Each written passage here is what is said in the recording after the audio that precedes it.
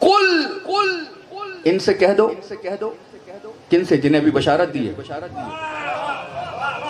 ترجمہ ہے ان سے کہہ دو جنہیں بھی بشارت دی ہے، کیا کہہ دو؟ لا اسألکم علیہ اجرن، کہ میں اس کار رسالت پر کوئی اجر طلب نہیں کرتا، الا المودۃ فی القربى، لیکن میری کار رسالت کا اجر یہ ہے کہ میرے اہل بیت سے محبت و مودت اختیار کرو۔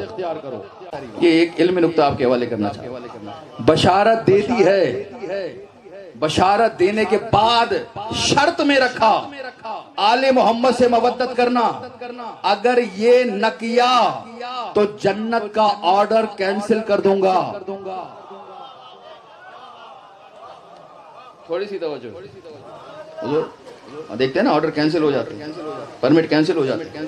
بشارت دے رہا ہے خود اللہ، کیوں؟ ایمان اور عمل صالح سامنے ہے، اس کے باوجود کہتا ہے قل لا اسألکم علیہ اجرا الا المودۃ فی القربى، اگر میرے قربہ سے مودت اختیار نہ کی تو جنت بھول جانا، نہیں دوں گا جنت۔ شرط رکھ دی کہ اگر قربہ سے مودت نہ کی تو جنت نہیں ملے گی۔ مالک یہ کیسے ہو سکتا ہے؟ ایک شخص ساری زندگی محنت کرے، ساری زندگی دین پہ چلے، ساری زندگی اسلام پہ چلے، ساری زندگی شریعت پہ عمل کرے، ساری زندگی اچھا انسان بن کے رہے، اور صرف ایک کام نہ کرے تو ایک کام نہ کرنے کی وجہ سے اس کے سارے اعمال برباد ہو جائیں۔ یا پروردگار یہ بات سمجھ نہیں آ رہی، کا بادشاہ مجمع بیٹھا ہوا ہے، یہ حیران ہو کے کہہ رہا ہے ساری زندگی تو عمل کیے، اگر ایک نہ کیا تو کیا ہو گیا؟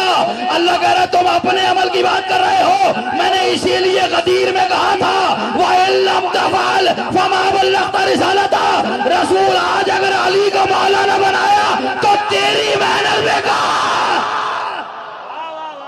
شاغلہ خطا شیر کبریا جان مصطفیٰ زوج سیدہ قبر انبیاء ابن الاولیاء در حلتہ برج انما امیر المؤمنین